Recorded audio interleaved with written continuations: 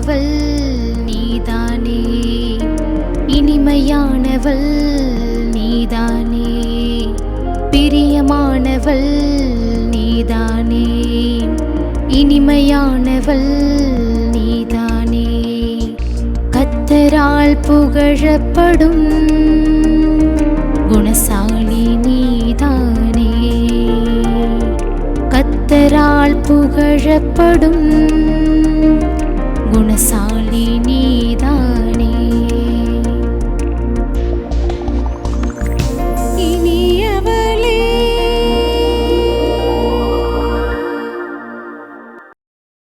ஆமென். Village TV நேயர்களுக்கு ஆண்டவராய் இயேசு கிறிஸ்துவின் நாமத்தினாலே அன்பின் நல்வாழ்த்துக்கள். இந்த இனியவளே என்ற பெண்கள் சிறப்பு நிகழ்ச்சியின் மூலமா உங்களை சந்திக்கிறதுல ரொம்ப சந்தோஷம். இப்ப கூட நாட்டுப்புற கலையான கோலாட்டத்தின் மூலமா ஆண்டவருடைய நாமத்தை மகிமைப்படுத்த வராங்க நம்மளுடைய மிஷனரிகள்.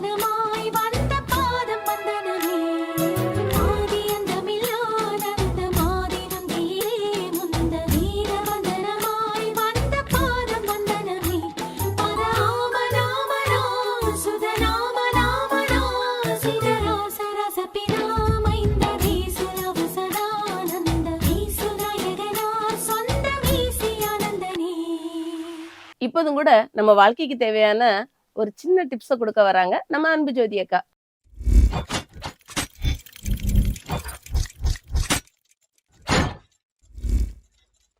இனியவளே இந்த நிகழ்ச்சியில உங்களை பார்க்கறதுல ரொம்ப சந்தோஷம். இன்னைக்கு எல்லார் வீட்லயும் மோஸ்ட்லி காலையில நைட் டிஃபனா தானே இருக்கும். என்ன டிஃபன் வச்சுட்டு போறோம் பெருசா? இட்லி இல்ல தோசை, அவ்வளவுதானே. இன்னைக்கு உங்க வீட்டுல தோசை சுட்டீங்க அப்படிதானே? இன்னைக்கு அதுல இருந்து தான் நம்ம டிப்ஸ் பார்க்க போறோம். ஆவிக்குரிய வாழ்க்கைக்கான டிப்ஸ் என்னது அப்படின்னு சொல்லி பார்த்தீங்கன்னா, இட்லி தோசை ரெண்டுக்கும் ஒரே கரண்டி மாவு தாங்க. ஆனா அதே இது சின்னதா ஒரு குழிக்குள்ள ஊட்டினோம்னா அது இட்லி, அதே இது ஒரு பெருசா சுத்தி நம்ம தேய்ச்சி விட்டோம்னா தோசை. ஆனா இட்லியை விட நம்ம எல்லாருக்கும் தோசை தான் ரொம்ப பிடிக்கும். அதே போல கடைக்கு போனீங்கன்னா இட்லி 8 ரூபா, தோசை 16 ரூபா. ஆமாங்க, எதனால அப்படின்னு சொல்லி நம்ம யோசிச்சு பார்த்துருக்குறோமா? ஏன்னா அதோட மனசு பெருசா இருக்கு. தோசை பெருசா விரிஞ்சு இருக்கிறதுனால அதோட மதிப்பு கூட. அதே போல இந்த குடும்பத்துல இருக்கிற நம்ம பெண்களாகிய நமக்கும் எல்லாரோடையும் எசைஞ்சு போகணும் அப்படின்னா நம்மளோட மனசும் பெருசா இருக்கணும். எப்பெல்லாம் தோசை ஊத்துறீங்களோ, தோசை ஊற்றும் போதெல்லாம் நினைச்சுக்கோங்க உங்களோட மனசு அதே போல பெருசா இருக்கா அப்படின்னு சொல்லி. அப்படி மனசு பெருசா இருந்தா நீங்க குடும்பத்துல மட்டும் இல்ல, உங்களுடைய சமுதாயத்துல நீங்க பேர் பெற்றவங்களா இருப்பீங்க. ரூத் அப்படிதானங்க பேர் பெற்றவங்களா இருந்தாங்க. நகோமியை ஏற்றுக்கொண்டாங்க, நகோமியோட கூட வந்தாங்க, அவங்க தேவனை ஏற்றுக்கொண்டாங்க, அங்க நகோமி சொல்லுகிற அனைத்து காரியங்களையும் கற்றுக்கொண்டாங்க, பேர் பெற்றவர்களாய் மாறினாங்க. அதே போல நீங்களும் பேர் பெற்றவங்களா மாறணும்னா உங்களுடைய உள்ளமும் தோசையை போல பெருசா இருக்கணும். ஓகேயா? இந்த டிப்ஸை நீங்க மறக்க மாட்டீங்கன்னு நினைக்கிறேன். ஓகேயா? ஓகே, நெக்ஸ்ட் ப்ரோக்ராம்ல சந்திப்போம். பாய். பெண்கள்னாலே வீட்டு வேலை செய்யறதும் அடுப்படியில கிடக்குறதும் தான் நம்மளுடைய வேலைன்னு நினைக்கிறோம். ஆனா நம்ம எந்த சூழ்நிலையில இருந்தாலும் நம்மளை கொண்டு ஆண்டவர் பெரிய காரியம் செய்ய முடியுங்கிறத தேவ செய்தியா கொண்டு வராங்க நம்மளுடைய வனஜா ஆண்டி.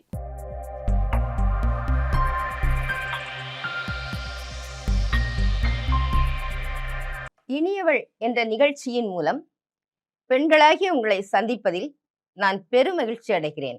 உங்கள் அனைவருக்கும் இயேசு கிறிஸ்துவின் இனிய நாமத்தில் என் அன்பின் நல்வாழ்த்துக்கள். இன்றைய தினத்திலே ராஜாவுக்கு இணையாக இஸ்ரவேல் மக்களிடையே வாழ்ந்த ஒரு பெண்ணை பற்றி நாம் இன்றைக்கு சிந்திக்க போகிறோம்.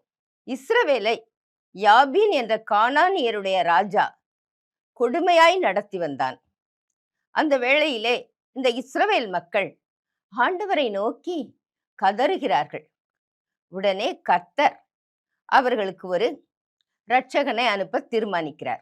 இந்த நிலைமையிலே தெபோராள் என்ற ஒரு பெண், அதாவது லபிதோத்தின் மனைவியாகிய தெபோராள், அவள்தான் அந்த இஸ்ரவேல் மக்களை நியாயம் விசாரித்து கொண்டிருந்தாள். அவள் ஒரு கடவுள் பக்தியுள்ள ஒரு அம்மா. அவங்க ரொம்ப நீதியா நியாயமா தீர்ப்பு செய்யறவங்க. அப்பொழுது இஸ்ரவேல் மக்களை ராஜாக்கள் ஆளவில்லை, ராஜாக்களுக்கு இணையாக நியாயாதிபதிகள் என்பவர்கள் தான் ஆண்டு கொண்டிருந்தார்கள். இந்த அம்மாவும் கூட ஒரு நியாயாதிபதியாய் இருந்தார்கள். இவர்களிடத்துல இந்த இஸ்ரவேல் மக்கள் செல்வார்கள். கடவுளிடம் எந்த வேண்டுதல் செய்ய வேண்டும் என்றாலும், அவரிடமிருந்து பதில் பெற வேண்டும் என்றாலும் இவர்களுடைய உதவியை நாடி வந்து இவருடைய ஆலோசனையை கேட்பார்கள். அதே போல் தங்களுக்குள் பிரச்சனை வருமானால் இந்த அம்மாவிடம் வந்து தங்கள் பிரச்சனைகளை சொல்லி, அல்லது தங்களுடைய எதிராளிகளுக்கும் தங்களுக்கும் இருக்கிற அந்த காரியத்தை சொல்லி அவர்களிடத்திலே தீர்ப்பு கேட்பார்கள். இப்படி இருக்கும் பொழுது ஆண்டவர் இந்த அம்மாவோடு பேசுகிறார்.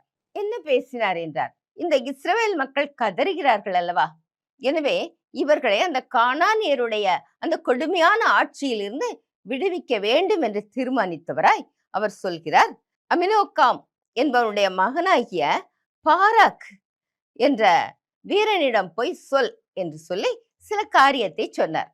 உடனே இந்த அம்மா அதற்கு கீழ்ப்படிந்து அந்த பாராக்கிடம் செல்கிறார்கள். சென்று இஸ்ரவேல் கோத்திரம் 12 கோத்திரம் இல்லையா, அதில் நப்தலி கோத்திரத்திலும் செபுலோன் கோத்திரத்திலும் 10,000 பேரை நீ கூட்டிக் கொண்டு தாபோர் மலைக்கு போ. நான் என்ன செய்வேன், அதாவது கடவுள் அவர் என்ன செய்வார் என்றால், யாபீனின் சேனாதிபதி சிசரா, அவன் ஒரு பெரிய வீரன், மகாவீரன்.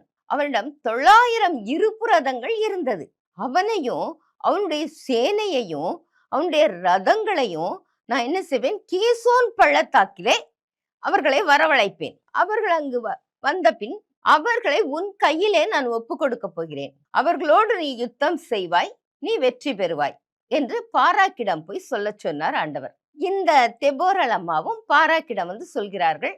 ஆண்டவர் சொன்னாரப்பா, நீ என்ன செய், 10,000 பேரை கூட்டிக் கொண்டு நீ தாபோர் மலைக்கு போ, கீசோன் பள்ளத்தாக்குக்கு அவர்களை வரவழைப்பேன். யார, அந்த கானானிய ராஜா இருக்கான் இல்லையா, அவனுடைய அந்த தளபதி, அந்த மகா பெரிய வீரன் சிசரா, அவனையும் அவனுடைய 900 இருப்பு ரதங்களையும் அங்க நான் வரவழைப்பேன். அவர்களோடு நீ யுத்தம் கலந்து நீ வெற்றி பெறுவாய் என்று சொல்லிவிட்ட. உடனே அவன் சொன்னா, அவன் வீரன் தான், ஆனாலும் கூட அவன் சொன்னா, நீ என்னோட வந்தீனா, தெபோராளாகிய நீங்க என் கூட வந்தீங்கன்னா நான் யுத்தத்துக்கு போவேன், இல்லாட்டி நான் போக மாட்டேன் அப்படின்னு சொல்லிட்டாங்க. ஏன்னா கடவுள் மீது பற்றும் விசுவாசமும் பாராக்கை விட தெபோராளிடம் தான் அதிகம் இருந்தது. எனவேதான் அவன் சொன்னான், நீ வரணும், வந்தா நான் போறேன் பண்ண. உடனே இந்த அம்மா சொன்னாங்க, நிச்சயமா நான் உன் கூட வருவேன், போர்க்களத்துக்கு தானே நான் உன் கூட வர்றேன், உனக்கு அப்படி பக்க பலமா இருப்பேன், கவலைப்படாத. ஆனா நீ போற யுத்தத்துல கிடைக்கிற மேன்மை, அந்த வெற்றி இருக்கு பாரு, அது உனக்கு வந்து சேராது, ஒரு பெண்ணுக்கு ஆண்டவர் கொடுக்க போறார் அப்படின்னு சொல்லிட்டாங்க. ஏன், இவன் நல்ல விசுவாசத்தோட போயிருக்கலாம் இல்லையா, கடவுள் தான் சொல்றாரு, இந்த அம்மாவோட ஆண்டவர் பேசுறாருன்றது நல்லா தெரியும், இஸ்ரவேல் தேசம் முழுசுக்கும் தெரியும். அந்த அளவுக்கு இவங்க நற்சாட்சி பெற்றவர்கள், நியாயாதிபதியாய் வாழ்ந்தவர்கள். அவங்க சொல்லிட்டாங்கன்னா உன்னை இவன் கூட தான் 10,000 பேர் வர்றாங்களே, போதாதா? ஆனா இவனுடைய விசுவாசம் எப்படி இருக்கு, அந்த அம்மா மேல இருக்கு. அவங்க ஆண்டவரோட இருக்கவங்க, அவங்க கூட வரணும். பாராக் என்ன செய்யறான், 10,000 பேரை கூப்பிட்டுக்கிட்டான். நப்தலி கோத்திரத்திலையும் செபுலோன் கோத்திரத்திலையும் ஆண்டவர் சொன்னபடி 10,000 பேரை கூப்பிட்டுக்கிட்டு தெபோராள் அம்மாவோட அந்த தாபோர் மலைக்கு ஏறி போறான். இவன் தாபோர் மலைக்கு ஏறி போனான்ற செய்தி அந்த யாபீன் ராஜா இருக்கான் இல்லையா, கானானிய ராஜா, அவனுக்கு தெரிய வருது. உடனே அவன் கட்டளை போட்டான் சிசராவை, ஏய் சிசரா, நீ நம்முடைய சேனையை கூட்டிட்டு போய் பாராக்க முறியடித்து வெற்றியோட திரும்பி வா அப்படின்னு சொல்லி அனுப்பி விட்டான். உடனே இந்த சிசரா என்ன செய்யறான், 900 இருப்பு ரதங்களோட பெரிய சேனையோட அவன் வர்றான். ஆண்டவர் சொன்னபடி அவன் என்ன செய்துட்டான், கீசோன் அப்படின்ற பள்ளத்தாக்குக்கு வந்துருச்சு. சேனை எல்லாம் வந்து நின்றுச்சு. வந்த உடனே இந்த தெபோராள் அம்மாவோட ஆண்டவர் பேசுறாரு. பேசின உடனே தெபோராள் சொன்னாங்க, பாராக், நீ இப்ப மலையை விட்டு இறங்கி போகணும், இறங்கி நேர பள்ளத்தாக்குக்கு போ. அவன் வந்துட்டான், அவன் கூட போய் யுத்தம் பண்ணுட்டாங்க. உடனே அவன் என்ன செஞ்சான், அந்த தெபோராள் அம்மாவோட சேனையோட அவன் இறங்கி வர்றான், மலையில இருந்து இறங்கி வர்றான். அங்க யுத்தம் நடக்குது. அந்த யுத்தத்துல பாரு என்ன நடந்துச்சான், அங்க இருக்கிற ஆறு, அந்த ஆத்துல வெள்ளம், அந்த கீசோன் ஆத்துல வெள்ளம் வந்துச்சான். இயற்கையும் என்ன செய்தது, போராடியது என்பதை நம்ம அடுத்த அதிகாரத்துல நம்ம பார்க்கலாம். இது வேதத்துல இருக்கு. நியாயாதிபதிகள் புத்தகம் 4ஆம் அதிகாரத்துல இருக்கு. 5ஆம் அதிகாரத்துக்கு வந்தோம்னா அதுல போட்டிருக்கு, பூர்வ நதியாகிய கீசோன் நதி, அந்த நதியில வெள்ளம் கரை புரண்டு வருது. இங்க என்ன யுத்த வீரர்கள் இருக்காங்க இல்லையா, இந்த கானானிய வீரர்களை எல்லாம் அடிச்சுக்கிட்டு போகுது. அவன் வேற சண்டை போடுறான், அந்த மலைப்பகுதியில அப்படி இறங்கி வந்து சண்டை போடுறான். இங்க வெள்ளத்துல இங்க அடிச்சுட்டு போறாங்க. அதோட என்ன தெரியுமா, இயற்கையெல்லாம் போர் செய்துச்சான். பார் இயற்கை, அடுத்து நட்சத்திரம் போர் செய்துச்சான். வேதத்துல அப்படிதான் போட்டிருக்கு. தண்ணி வந்துச்சுன்னா அங்க இருக்கிற மண்ணு சகதியோட சேர்ந்து அது என்ன ஆயிடுச்சு, சகதியா வேற இருந்துச்சு. இந்த ரதங்களுடைய சக்கரங்கள் எல்லாம் அதுல சிக்கிக்குச்சு. ரதம் நகர மாட்டேங்குது, குதிரையோட கால்லாம் சிக்கிக்குச்சு. அப்ப என்ன ஆகும் பாருங்களேன். இங்க இஸ்ரவேல் மக்கள் எல்லாரும் நல்ல சண்டை போடுறாங்க. சண்டை போட்டா தப்பிச்சோம் பிழைச்சோன்னு சொல்லி ஒரு சில வீரர்கள் ஓட பாக்குறாங்க. ஆனா இவங்க தான் எல்லாரையும் முறியடிச்சோடனே ரதத்துல இருந்த சிசரா என்ன செய்யறான், இறங்கி கால்நடையா ஓடி வர்றான். சரி, நான் சொன்னேன் இல்லையா இயற்கையே சண்டை போட்டுச்சுன்னு. அந்த காலத்துல நடந்துச்சு, இந்த காலத்துல நடக்குமா அப்படின்னு ஒரு சந்தேகம் வருது இல்லையா. ஒரு உண்மையான நிகழ்ச்சியை சொல்லட்டுமா. பிரியமலைன்னு ஒரு பெரிய மலை இருக்கு. அந்த மலை கிராமத்துல ஒரு பொண்ணு வாழ்ந்துட்டு இருந்தா. அவ சின்ன பொண்ணுதான், படிக்கிற பிள்ளை. அவ ஒரு விடுதியில தங்கி அவ படிச்சுக்கிட்டு இருந்தா. அங்க அம்முன்னு அவ பேர் வச்சுக்குவோம், உண்மையான பேர் எனக்கு மறந்து போச்சு. அவ நல்லா படிச்சா. அங்க இருக்கவங்க இயேசுவை பத்தி அவளுக்கு சொல்லி கொடுத்தாங்க. இயேசு கிறிஸ்து என்ன கேட்டாலும் அவர் தருவார். அவர் தான் இந்த இயற்கையும் ஆளுகிறவர், மனிதர்களையும் ஆளுகிறவர், அவர் எல்லாவற்றிற்கும் பெரியவர், சர்வ வல்லவர்னு சொல்லி கொடுத்திருந்தாங்க. இந்த பொண்ணு லீவுக்கு தன்னுடைய கிராமத்துக்கு போனா. அங்க என்ன செய்வாங்கன்னா, தண்ணி எடுக்கணும்னா கொஞ்சம் தூரம் போய் அங்க இருக்க கிணத்துலதான் தண்ணி எடுக்கணும். அப்ப இந்த பிள்ளைங்க, இந்த வாலிப பிள்ளைகள்லாம், இந்த படிக்கிற பிள்ளைங்க, அவங்க எல்லாம் சேர்ந்துட்டு என்ன செய்யறாங்கன்னு சொன்னா, அவ வாலிப பிள்ளை கூட இல்லை, அப்ப 7th அப்படி படிக்கிற பிள்ளைதான். அந்த அவ செட்டு அப்படி ஒண்ணு சேர்ந்துக்குச்சுங்க. சேர்ந்துட்டு எல்லாரும் குடத்தை தூக்கிட்டு தண்ணி எடுக்க போறாங்க. இந்த கிணத்துக்கு போய் தண்ணி எடுக்க போறாங்க. கிணத்துக்கிட்ட வந்துட்டாங்க. வந்தா மேல வானம் அப்படியே கருத்துருச்சு. கருத்து மழை கொட்ட ஆரம்பிச்சிச்சு. மின்னல் மின்னுது, காத்து அடிக்குது, மழை. இந்த பிள்ளை என்ன சொன்னா, எல்லாரும் ஏசாமியை நோக்கி கூப்பிடுங்க, ஏசாமி உண்மையான தெய்வம், அவரால் எல்லாம் செய்ய முடியும், நம்ம மேல மழை பெய்யாதபடி அவர் காத்துக்குவாருன்னு சொன்னா. அவளுக்கு எவ்வளோ பெரிய விசுவாசம் பார்த்தீங்களா. மலை கிராமம்னா அங்க நிறைய மரங்கள் அப்படிலாம் இருக்கும் இல்லையா, காடு மாதிரி இருக்கும். இவன் என்ன செஞ்சானா, ஜோமண்ணா, ஏசு சாமி, நாங்கெல்லாம் இங்க தண்ணி எடுக்க வந்து அகப்பட்டுக்கிட்டோம், எங்க மேல மழை தண்ணி விழக்கூடாது, நாங்கெல்லாம் நனைஞ்சு போகக்கூடாது, நீங்க தான் எங்களை காப்பாத்தணும் ஆண்டவரேன்னு ஜோமண்ணா. ஜோமண்ணோன்னு என்ன தெரிஞ்சது தெரியுமா, அவங்க இடத்துல மட்டும் மழை பெய்யல, அந்த கிணத்தை சுற்றி உள்ள பகுதியில மழையே இல்லை, மற்ற இடமெல்லாம் மழை கொட்டுன்னு கொட்டுது. இங்க பிள்ளைகளை தண்ணி எடுக்க அனுப்புனாங்களே, அந்த பெற்றோருக்கெல்லாம் ஒரே பயம். ஐயையோ! இப்படி இடி இடிக்குதே, மாலை நேரம் இருட்ட வேற ஆரம்பிக்குதே அப்படின்னு சொல்லிட்டு அவங்கெல்லாம் பயந்துகிட்டு இருக்காங்க. ஆனா யாரும் போக முடியாது. அந்த அளவுக்கு மழை. கொஞ்ச நேரத்துல மழையெல்லாம் நின்னுச்சு. நிக்கவும் இந்த பிள்ளைங்க தண்ணி எடுத்துக்கிட்டு மழை நின்றுச்சு. எல்லா பக்கத்துலயும் நின்றுச்சுன்னு தெரிஞ்ச உடனே இவங்க மெதுவா வர ஆரம்பிச்சாங்க. இவங்க ட்ரெஸ் எல்லாம் நனையவே இல்லை. வந்துட்டு இருக்கா. இங்க பெற்றோர் புறம் லைட் எடுத்துக்கிட்டு தேடி வர்றாங்க. ஏன்னா இருட்ட ஆரம்பிச்சிருச்சு இல்லையா? வந்தா பாக்குறாங்க பிள்ளைகள்லாம் சந்தோஷமா வந்துட்டு இருக்கு. பிள்ளைய நனையவே இல்லை. எல்லாரும் கேட்டாங்க, ஐயோ மழை பெஞ்சதே, நீங்க எங்க இருந்தீங்க அப்படின்னு கேட்டாங்க. உடனே அவங்க சொன்னாங்க, நாங்க ஏசாமியை நோக்கி கூப்பிட்டோம். ஏசப்பா எங்க இடத்துல மட்டும் மழை பெய்யவே வைக்கல, நாங்கெல்லாம் அங்கேயே நின்னுகிட்டோம். எல்லா இடத்துலயும் மழை விட்டுருச்சு இல்லையா, அதனால நாங்க தண்ணி எடுத்துக்கிட்டு வர்றோம்னு சொன்னாங்க. எல்லாரும் ஆச்சரியப்பட்டாங்க. கதை சொல்றேன்னு நினைக்கிறீங்களோ? கதையே இல்ல, உண்மையான சம்பவம் இது. ஆண்டவற்றை வேண்டிக்கிட்டா இயற்கையை கூட நமக்கு சாதகமாக அவர் மாற்றி கொடுப்பார். புரியுதா? சரி, இப்ப இங்க இயற்கையும் போர் செய்தது. ஆண்டவருடைய பலத்தினால, அவருடைய கட்டளையினால போருக்கு போன பாராக்கும் வீரர்களும் போர் செய்தாங்க. அப்படி வெற்றி இவர்களுக்கு கிடைச்சது. இந்த சிசரா என்ன செஞ்சான்? அப்படி தன்னுடைய ரதத்தை விட்டு அவன் கால்நடையா ஓடி வர்றான். அவன் ஓடி வர்ற வழியில ஒரு கூடாரம் இருந்துச்சு. அந்த கூடாரத்துல ஏபேர் அப்படின்ற ஒரு மனிதர் வாழ்ந்து வந்தார். அவருடைய மனைவி பேரு யாகேல். யாகேல்னா காட்டாடுன்னு என்று பொருள். ஒரு ரொம்ப தைரியசாலி. அவ ஆண்டவர் மேல பக்தி உள்ள பிள்ளை. இவங்க இஸ்ரவேல் மக்கள் அல்ல, கேனியர்கள். கேனியர்னு சொன்னா அவங்களும் ஒரு வகையில உறவினர்கள் தான். இஸ்ரவேல் ஜனத்துக்கு ஒரு வகையில ஆபிரகாமின் பிள்ளைகள் தான். அதாவது ஆபிரகாமுக்கும் கேத்தூராள் அப்படின்ற அம்மாவுக்கும் பிறந்த பிள்ளைகள். அந்த பிள்ளைகள் தான் மீதியானியர்ன்றவங்க. அவங்கள சேர்ந்தவங்க தான் அந்த கேனியர். ஆனா இவங்க அவங்களுடைய மக்களோட இல்லாம தனித்து அங்க குடியிருக்கிறாங்க. அந்த ஏபேரும் இந்த கானானிய ராஜா இருக்கான் பத்தியா, யாபின், அவனும் ரொம்ப நட்பா இருந்தாங்க. இப்ப கானானியனோட நட்பா இருந்தா இஸ்ரவேல் மக்களோட நட்பா இருக்க முடியுமா? முடியாது இல்லையா? ஆனா இஸ்ரவேலின் தெய்வம்தான் உண்மையான தெய்வம் என்பதை இந்த யாகேல் அறிந்திருந்தாள். இப்ப அந்த வீட்டுக்குள்ள ஏபேர் இல்ல, யாகேல் மட்டும்தான் இருக்கா. இவன் என்ன செய்யறான்? கூடாரத்தை நோக்கியே ஓடி வர்றான். யாரு? சிசரா. யாபின் அரசருக்கு இவங்க ஃப்ரெண்டு இல்லையா, நண்பர்கள். ஆனால அவன் ஓடி வந்தான். இந்த யாகேல் கூடார வாசல்ல நின்னு, ஆண்டவனே வாங்க, பயப்படாதீங்க, வாங்க கூடாரத்துக்குள்ள வாங்க அப்படின்னு கூப்பிட்டான். அவன் ஓடி வந்தான். ஓடி வந்தவுடனே அவனை உள்ள படுக்க சொல்லிட்டு நல்ல ஒரு போர்வை எடுத்து அவனை பொத்துறா. அதாவது ஜமுக்காலத்தினால பொத்துனாலாம். ஜமுக்காலம்னா கெட்டியா இருக்கும் இல்லையா?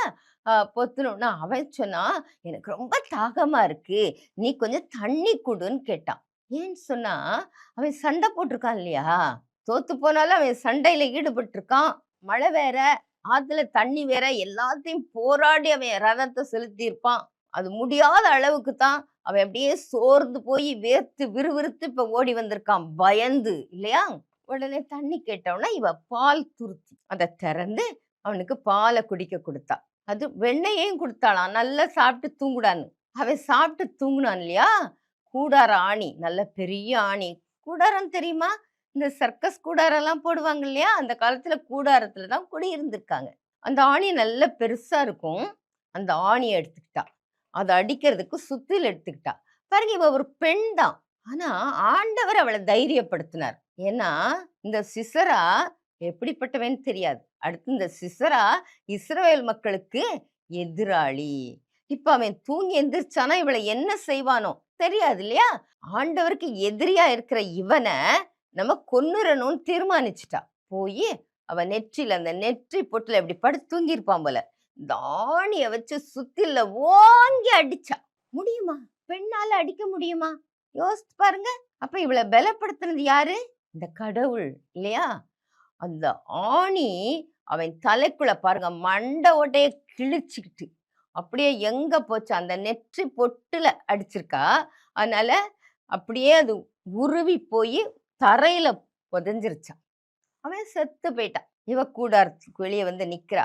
அவனை துரத்திக்கிட்டு யார் வந்தா? பாராக் வந்தான். உடனே பாராக்கிட்ட சொன்னா, என் ஆண்டவனே வாரும், நீ தேடுகிற மனுஷனை நான் உனக்கு காட்டுவேன் அப்படின்னு சொன்னான். அவன் உள்ள வந்து பார்த்தாங்க, யார் இருந்தா? சிசரா செத்து கிடந்தான். இந்த பாராக் இஸ்ரவேலன் இல்லையா, அதனால இவன் ஒரு தீங்கும் அந்த பொண்ணுக்கு செய்ய மாட்டான்.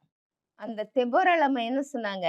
இந்த யுத்தத்தின் மேன்மை ஒரு பெண்ணுக்கு கிடைக்கும்னு சொன்னாங்க இல்லையா, அதே மாதிரி சிசராவை யார் கையில ஆண்டவர் ஒப்பு கொடுத்தாரு? ஒரு பெண் கையில தான் ஒப்பு கொடுத்தாரு.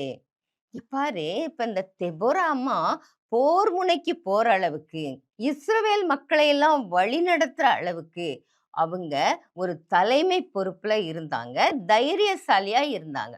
ஆனா இந்த யாகேல் ஒரு கூடாரவாசியா ஒரு குடும்பத்துக்குள்ளதான் இருந்தா. அவ வெளியே போய் வீர தீரமா ஒன்றும் செயல்படல. குடும்பத்துக்குள்ள இருந்துகிட்டே அவ வீரமா செயல்பட்டா. இப்படிதான் நம்மள கூட சிலர் பெரிய படிப்பெல்லாம் படிச்சிருப்பாங்க, பெரிய உத்தியோகத்துல இருப்பாங்க, பதவியில இருப்பாங்க, காவல்துறையில கூட இருப்பாங்க, நீதித்துறையில இருப்பாங்க, கல்வித்துறையில இருப்பாங்க, பெரிய பெரிய வேலைகளை செய்வாங்க. இன்னைக்கு ஐடி ஃபீல்ட்ல கூட என்ன செய்யறாங்க? பெரிய வேலை பார்க்குறாங்க இல்லையா? உங்களுக்கு தெரியும் என்ன? நிறைய பேர் அப்படி இருக்காங்க. ஆனா எல்லாரும் அப்படி இல்லை.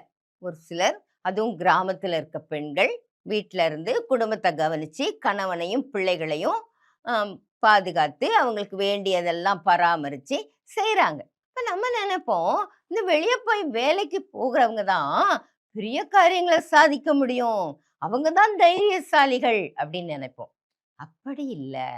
வீட்டுக்குள்ள இருக்கிறவங்களும் கடவுளுக்காக பெரிய காரியங்களை என்ன செய்ய முடியும்? சாதிக்க முடியும். எப்படி சாதிக்க முடியும்? நம்ம கடவுள் பக்தி உள்ளவங்களா இருக்கணும். நம்ம வீட்டை ஒழுங்கா வச்சுக்கிடணும். நீங்க வீட்டை சுத்தமா வைக்கும் பொழுதே உங்களை குறித்த ஒரு நல்ல எண்ணம் சுத்தி இருக்கிறவங்களுக்கு ஏற்படும். அடுத்து, எப்ப பார்த்தாலும் டிவி முன்னாடி உட்காரக்கூடாது. டிவியில நல்ல காரியங்களை பார்க்கலாம். இப்ப இந்த நிகழ்ச்சி வருது, பார்க்கலாம். இதே போல கடவுளை பத்திய காரியங்களை சொல்றப்ப, பாட்டுகள், கடவுளுடைய பாடல்கள் பாடும் பொழுது, செய்திகள் சொல்லும் பொழுது நம்ம கேட்கலாம். அதுக்காக உட்கார்ந்துட்டு வெறும் நாடகத்தை பார்க்க, சினிமாவை பார்க்க, தேவையில்லாததெல்லாம் பார்த்துக்கிட்டு உட்கார்ந்து நேரத்தை போக்குனா வீட்டை கவனிக்க முடியுமா? கவனிக்கவே முடியாது. அப்ப வீடு எப்படி இருக்கும்? குப்பையா இருக்கும்.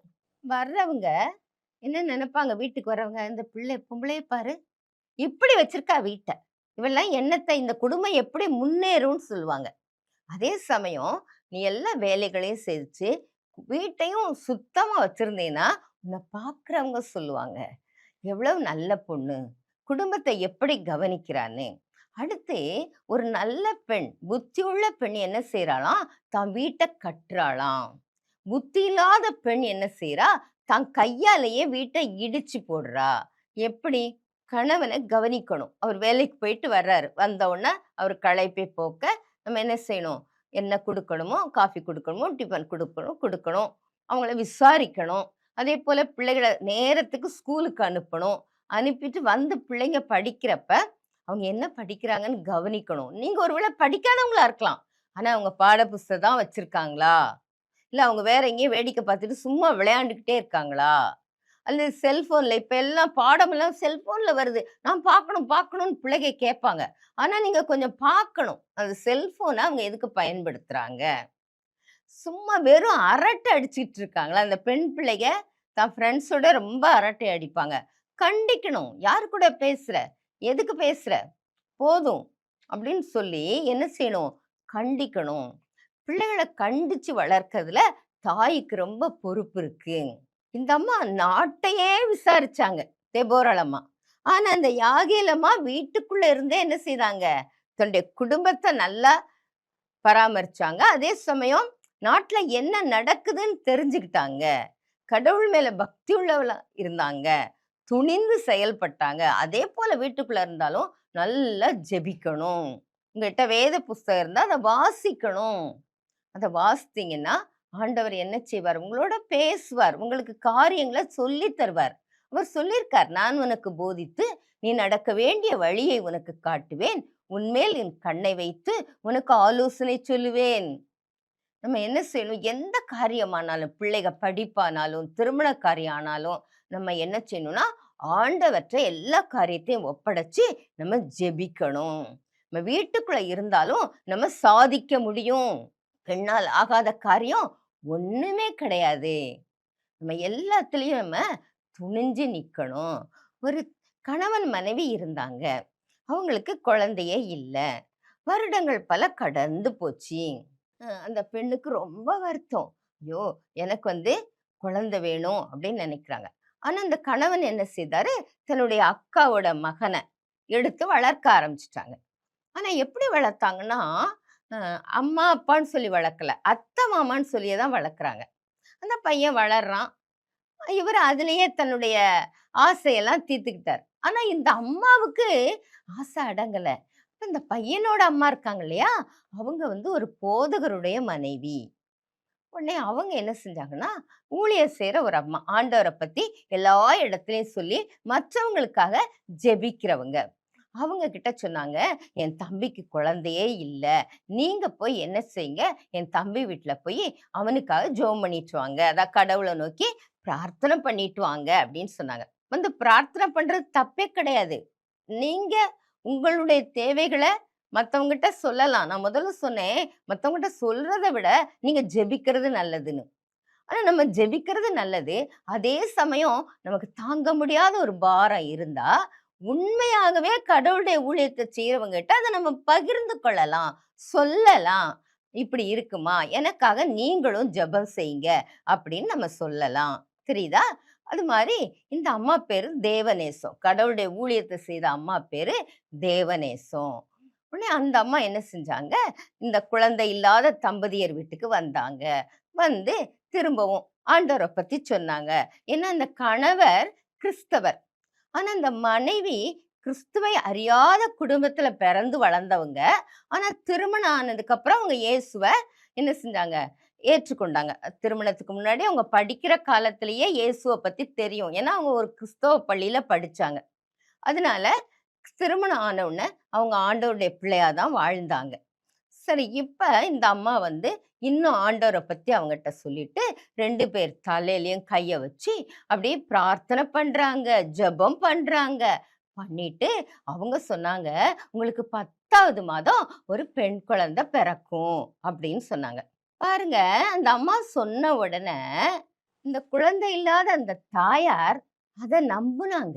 இயேசு பகவான் எனக்கு குழந்தை கொடுப்பாருன்னு சொல்லி. ஆனா அந்த கிறிஸ்தவ குடும்பத்துல இருந்து வந்தாரே, அவர் சொன்னாரு, ஆமா டாக்டர்கிட்டலாம் போனோம், டாக்டர் இல்லைன்னு சொல்லிட்டாரு. இந்த அம்மா என் தலையில கை வைக்கவும் எனக்கு குழந்தை வந்துருமோ அப்படின்னு சொல்லி 10வது மாதம் பெண் குழந்தையாம். நான் எழுதி வைக்கிறேன் பாரு தேதி அப்படின்னு சொல்லி அவங்க எழுதி வச்சாங்க. தேதி எழுதி வச்சார். என்ன நடந்தது தெரியுமா? கர்த்தர் சொன்னா சொன்னதுதான். அந்த அம்மாவுக்கு குழந்தை உண்டாயிருச்சு. 10வது மாதம் அவங்களுக்கு ஒரு பெண் குழந்தை பிறந்துச்சு. எதுவும் கதைன்னு நினைக்கிறீங்களோ? இல்லவே இல்லை. அந்த குழந்தை தான் இப்ப உங்களோட பேசிக்கிட்டு இருக்கு பெருசாயி. தெரியுதா? அந்த குழந்தை நான் தான். எங்க அம்மா இதை எனக்கு சொல்லி சொல்லி வளர்த்தாங்க. நான் எதுக்கு இதை சொல்ல வரேன், நீங்களும் ஆண்டவரை விசுவாசிச்சீங்கன்னா, ஆண்டவரை நம்புனீங்கன்னா உறுதியா நம்பணும். அப்படி உறுதியா நம்புனீங்கன்னா உங்களுக்கும் என்ன கிடைக்கும்? குழந்தை பாக்கியம் கிடைக்கும். இப்ப எத்தனையோ முறைகள் இருக்கு. குழந்தைய உருவாக்குறதுக்கு என்னென்னமோ முறையெல்லாம் சொல்றாங்க. ஆனா அது எல்லாமே வெற்றி அடையும்னு சொல்ல முடியாது. ஆனா நம்ம இந்த காரியத்தை நம்ம கடவுள் கையில ஒப்படைச்சா அது நிச்சயமாகவே வெற்றி அடையும். இந்த இடத்துல இந்த தெபோராள் அம்மாவும் ஆண்டவரை நோக்கி பார்த்து கேட்டாங்க. இந்த யாகேல் அம்மாவும் ஆண்டவரை பார்த்து அவங்க கடவுளை பற்றி கொண்டதுனாலதான் தைரியமா செயல்பட்டாங்க. இந்த பாராக்கும் ஆண்டவர் சொன்னார் என்று சொன்னதை கேட்ட உடனேதான் அவன் சண்டைக்கு போனான். இப்ப என்ன ஆயிடுச்சு? கானான் தேச அந்த ராஜாட்ட இருந்து இஸ்ரவேல் நாடு விடுதலை ஆயிருச்சு. இப்ப இஸ்ரவேல் மக்கள் சந்தோஷமா சமாதானமா அவங்க வாழ்ந்தாங்க. இந்த அம்மா தான் நியாயாதிபதியா இருக்காங்க. பாத்தீங்களா? அப்ப அவங்க பாட்டு பாடுறாங்க. பாட்டு பாடுறப்ப எப்படி பாடுனாங்க தெரியுமா? அவரில் அன்பு கூறுகிறவர்கள், கர்த்தரில் அன்பு கூறுகிறவர்களோ வல்லமையோடே உதிக்கிற சூரியனை போல இருக்க கடவர்கள் அப்படின்னு சொல்லி பாடுறாங்க. வல்லமையோட உதிக்கிற சூரியன் அது மாதிரி இருப்பாங்கன்னு சொல்லி அவங்க பாடுறாங்க. நாம என்ன செய்ய முடியும்? கர்த்தரை பாடி துதித்து மகிழ முடியும். என்ன பிரச்சனையானாலும் சரி, என்ன காரியமானாலும் சரி, கர்த்தர் கரத்துல மாத்திரம் நம்ம ஒப்படைச்சோம்னா அது என்ன ஆகும்? நமக்கு எல்லாம் வெற்றியாய் முடியும். 40 ஆண்டுகள் என்னாச்சாம்? அங்க அமைதி இருந்தது. அந்த தேசத்துல அமைதி இருந்தது. எல்லா மக்களும் சந்தோஷமா வாழ்ந்தாங்க. நீங்களும் சந்தோஷமா வாழ முடியும். அதிகாலையில எழும்புங்க. முதல்ல ஆண்டவர்ட்ட பேசுங்க. கடவுள்கிட்ட சொல்லுங்க, இந்த நாளை உம்முடைய கரத்துல ஒப்படைக்கிறேன். நான் செய்ய வேண்டிய வேலையெல்லாம் நீங்க ஆசீர்வதிங்கன்னு சொல்லுங்க. ஒருவேளை உங்க பிள்ளைய தேர்வுக்கு போற நாட்கள், உங்க பிள்ளை படிச்சிட்டு இருக்கலாம். நீங்க என்ன செய்யணும்? ஆண்டவர்ட்ட கேட்கணும். கேட்டீங்கன்னா அவர் என்ன செய்வார்? உங்க பிள்ளைகளுக்கு ஞானம் தருவார், நல்ல சுகபலன் ஜீவன் தருவார். அவங்க நல்லா தேர்வு எழுதி நல்ல மதிப்பெண்கள் பெற்றுக்கொள்வாங்க. என்ன காரியமானாலும் அன்னைக்கு என்ன நடக்குதோ அதை குறித்து ஆண்டவற்றை நம்ம கேட்கணும். கேட்டோம்னா நமக்கு பலன் தருவார், நம்ம பிள்ளைங்களை ஆசீர்வதிப்பார், நம்முடைய கணவனை ஆசீர்வதிப்பார், நம்ம குடும்பத்துல சமாதானம் இருக்கும், சந்தோஷம் இருக்கும். பார்க்கிறவர்கள்லாம் ஆண்டவரை அறிந்து கொள்வார்கள். நம்ம ஜெபிப்போமா? அன்பின் தகப்பனே, பெண்களாகிய எங்களை நீர் அதிகமாய் நேசிக்கிறீரப்பா. தகப்பனே, நாங்கள் உம்மண்டை வரும் பொழுது தகப்பனே, எங்களுடைய தேவைகள் எல்லாவற்றையும் அப்பா நீர் சந்திக்கிறீர். ஒருவேளை ஆண்டவரே, இதை பார்த்து கொண்டிருக்கிற மக்களுக்காக நான் ஜெபிக்கிறேன் அப்பா. அவர்களுடைய வாழ்க்கையிலே என்ன தேவை என்பது உமக்கு தெரியும் ஆண்டவரே. அப்பா, அவர்கள் தேவையான நல்ல சுக பலன் ஜீவன் ஆரோக்கியத்தை கொடுப்பீராக. பலவீனமாய் இருக்கிற ஒவ்வொரு பெண்களையும் உடைய கரத்திலே கொடுக்கிறேன் ஆண்டவரே. அந்த பெண்களுடைய பலவீனங்கள் நீங்கட்டும் ஆண்டவரே. நீர் பலப்படுத்தும் ஆண்டவரே. அப்பா உம்மை துதிக்கிறேன் அப்பா. அப்பா, அவருடைய கணவன்மார் ஆண்டவரே ஒரு குடிகாரர்களாக இருந்திருக்கலாம், அல்லது ஆண்டவரே சோம்பேறியாய் ஊர் சுற்றி கொண்டு இருக்கலாம் ராஜா. ஆனாலும் கூட இந்த பெண்கள் உம்முடைய பாதத்தை பிடிக்கும் பொழுது அந்த கணவன்மார்களை நீர் திருத்துவீர் ஆண்டவரே. அவர்கள் குடியை விட்டு ஆண்டவரே விலக நீர் கிருபை செய்வீரப்பா. அவர்களும் சுறுசுறுப்புள்ளவர்களாக வேலையை பார்க்க நீர் கிருபை பாராட்டுவீர் ஆண்டவரே. உம்மை துதிக்கிறோம் ஆண்டவரே, உம்மை ஸ்தோத்திரிக்கிறோம் ஆண்டவரே. அப்பா, குழந்தை இல்லாத பெண்களுக்காக நான் உம்மிடத்துல வரேன் ராஜா. ஆண்டவரே அப்பா, அவர்கள் குழந்தை பாக்கியத்தை தாரும் ஆண்டவரே. அவர்களுடைய கண்ணீரை துடையும், அவருடைய மன கலக்கத்தை எல்லாம் நீர் போக்கி அருளும் ராஜா. உம்மை துதிக்கிறோம் ஆண்டவரே. வேலை செய்கிற பெண்களுக்காக, நல்ல பதவியில் இருக்கிறவர்களுக்காக நான் ஜெபிக்கிறேன். இந்த தெபோராளை போல அவர்களும் கூட ஆண்டவரே பிரகாசிக்க உதவி செய்யும், அவங்க வேலையில் சிறந்து விளங்க உதவி செய்யும். வேலை செய்யும் இடத்திலே அவர்களுக்கு நல்ல பாதுகாப்பை கொடுத்தரணும். மேல் அதிகாரிகள் கண்களிலே தயவை கட்டளையிடும் அப்பா. ஒருவேளை இந்த யாகேலை போல அப்பா வீட்டிலே இருக்கிற பெண்களாக இருப்பார்கள். அவர்களுக்கும் நீர் நல்ல சுகத்தை பலனை தாரும். குடும்பத்தை எப்படி நடத்த வேண்டும் என்ற ஆலோசனை கொடுத்தரணும் ஆண்டவரே. உம்மை துதிக்கிறேனப்பா, உம்மை ஸ்தோத்தரிக்கிறேனப்பா, நன்றி செலுத்துகிறேன். அவருடைய குழந்தைகளை ஆசீர்வதிப்பீராக ஆண்டவரே. உன் குமாரர் ஓங்கி வளர்கிற விருச்சக்கன்றிலும் உன் குமாரத்திகள் அரண்மனையின் சித்திரந்தித்த மூளைக்கற்கள் என்றும் அந்த பிள்ளைகளை ஆசீர்வதித்து வழி நடத்த ஆண்டவரே. இந்த நாளிலும் கூட தேர்வு எழுதுகிற ஒவ்வொரு பிள்ளையும் கூட நீங்க ஆசீர்வதிங்க. அவர்கள் படித்ததை ஞாபகப்படுத்தி கொடுங்க ராஜா. அப்பா அப்பா, உம்மை துதிக்கிறோம், ஸ்தோத்திரிக்கிறோம். இப்படியாக எல்லா பெண்களையும் நீர் ஆசீர்வதித்து வழி நடத்தும். அவர்கள் உம்மை இறுக பற்றி கொள்ள உதவி செய்யும். எல்லா காரியத்தையும் உம்மிடத்திலே பகிர்ந்து கொள்ள நீர் கிருபை செய்யும். துதி கனம் மகிமை உமக்கே படைக்கிறேன். இயேசு கிறிஸ்துவின் மூலம் ஜெபங்களும் பரமபிதாவே, ஆமென். இந்த நிகழ்ச்சி உங்களுக்கு ரொம்ப பிரயோஜனமா இருந்திருக்கும்னு ஆண்டவராய் இயேசு கிறிஸ்து நாமத்தினாலே நாங்கள் விசுவாசிக்கிறோம். நீங்க ஆண்டவர் மூலமா பெற்ற நன்மைகளை உங்களுடைய ஃப்ரெண்ட்ஸுக்கும் உங்களுடைய ரிலேட்டிவ்ஸுக்கும் சொல்ல மறக்காதீங்க. முக்கியமா எங்களுக்கும் சொல்ல மறந்துடாதீங்க.